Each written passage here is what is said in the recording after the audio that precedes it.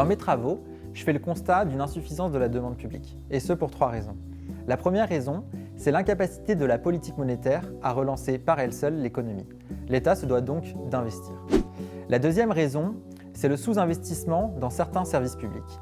Et la crise du Covid nous a montré que c'était particulièrement le cas dans les hôpitaux. La troisième raison, c'est la nécessité pour l'État d'investir dans la transition écologique.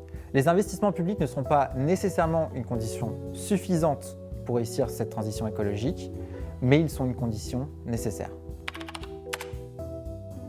Parce que selon moi, la dette publique fait peur.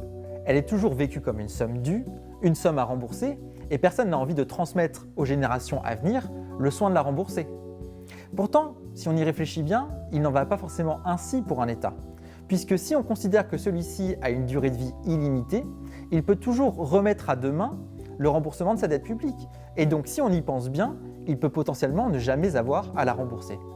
Ce qui s'est passé depuis 2015, mais même un peu avant, c'est que la Banque centrale a fait tourner la planche à billets en rachetant de la dette publique. Autrement dit, elle a injecté de la monnaie en circulation dans l'économie quand elle rachetait de la dette.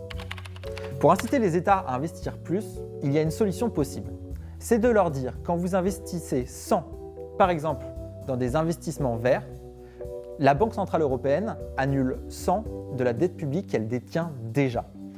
Cela signifie que l'État s'endette effectivement de 100 supplémentaires, mais 100 d'endettements passés sont détruits.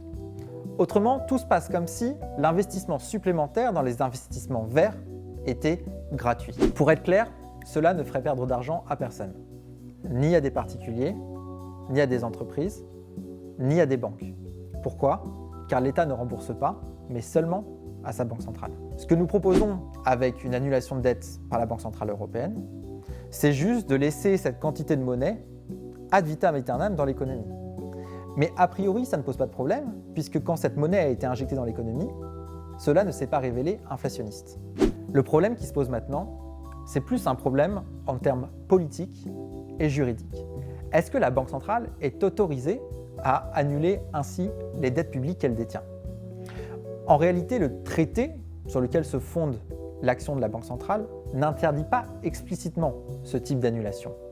La Banque centrale n'a pas le droit de financer directement les États. Elle ne peut pas donner immédiatement de l'argent à l'État. Ce qu'elle a fait jusqu'à présent, c'est d'acheter de la dette sur le marché d'occasion. Et ça, elle a le droit. Il y a encore des débats pour dire si cette proposition est légale ou non.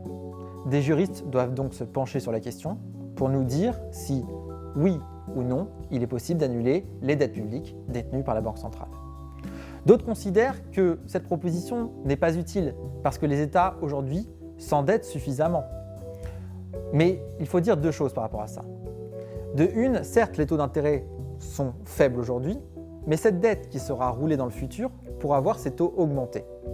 La deuxième chose, et qui est très simple, c'est que tant qu'il y aura des tensions déflationnistes et tant qu'il y aura une crise écologique et dans les hôpitaux, l'investissement public n'est pas suffisant.